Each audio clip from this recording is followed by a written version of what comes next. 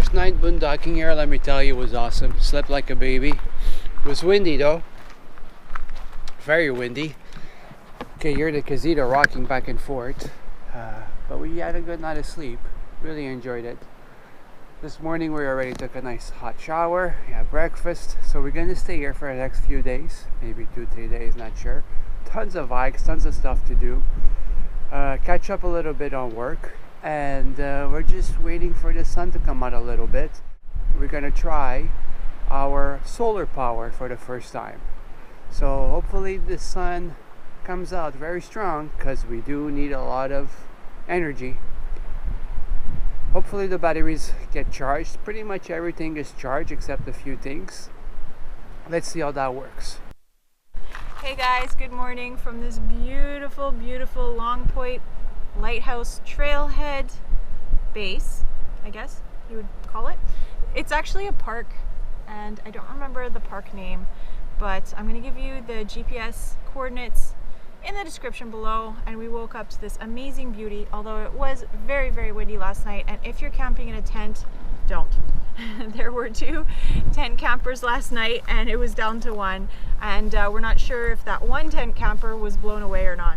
So we're going to try hooking up the solar panel for the first time, since this is a perfect opportunity. Even though it's a little bit cloudy, we want to stay at this spot as long as possible. Hey guys, so we finally connected our Suitcase solar panel to our house battery for the first time.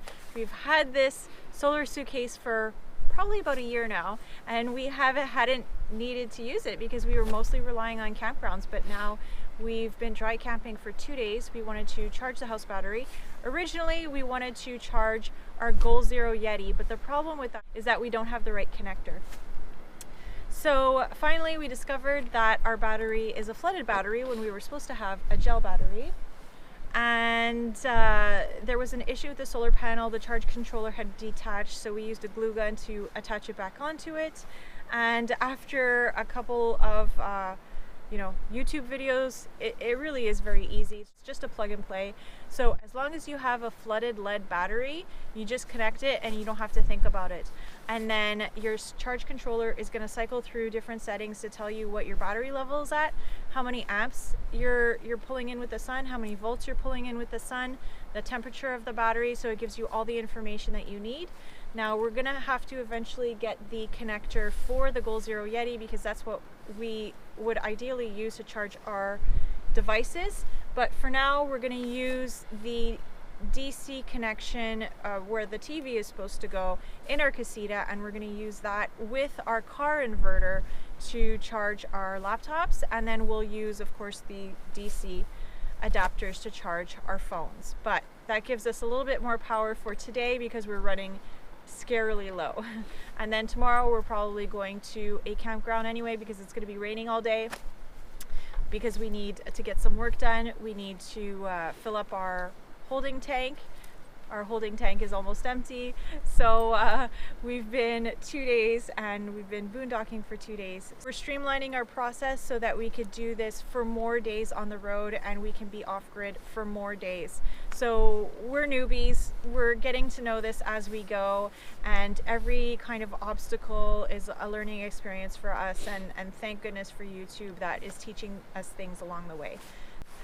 Our 200-watt solar Suitcase by Renogy cost us about $450 US on Amazon, and that was a year ago. I'd seen it on sale. I just grabbed it. I think right now they're selling for more, but I saw a good deal on it, and possibly now the prices are better, who knows. But we're finally getting to use it. It's working well, so we're really happy about that. And it's a bright sunny day, so we're getting 9.5 amps last time we checked, so that's really good. And it is cumbersome, it's large, it takes up a lot of space in the back of the truck, but it's days like this that we're really able to take advantage of it. And the more experience we get under our belts, the more days we're going to be able to boondock and have the confidence to do so as we learn and grow within this process. So come take a look.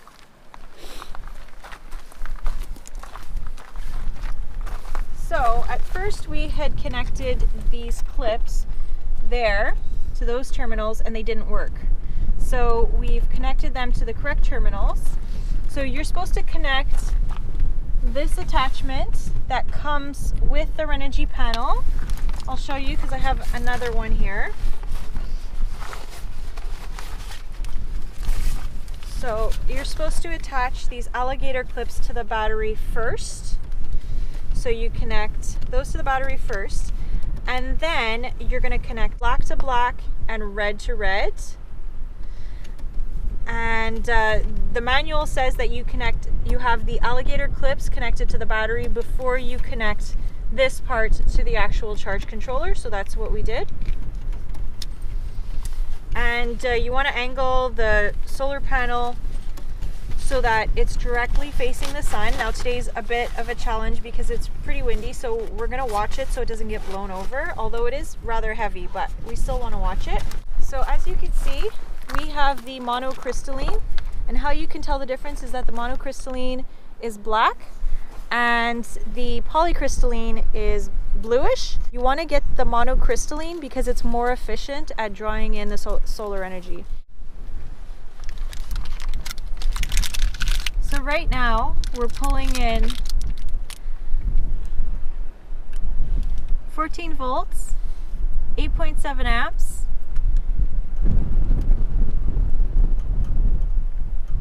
battery level 75%, and the battery temp is 23 degrees Celsius.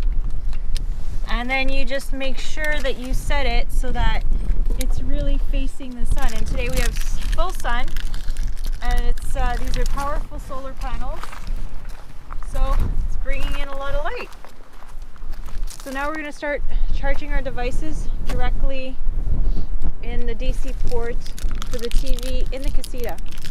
Okay, so we made another discovery.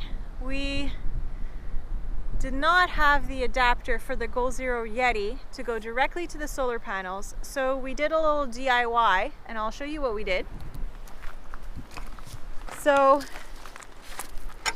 we removed the top of the Goal Zero Yeti, and you do that with, so you have these screws that go in there, and they disconnect.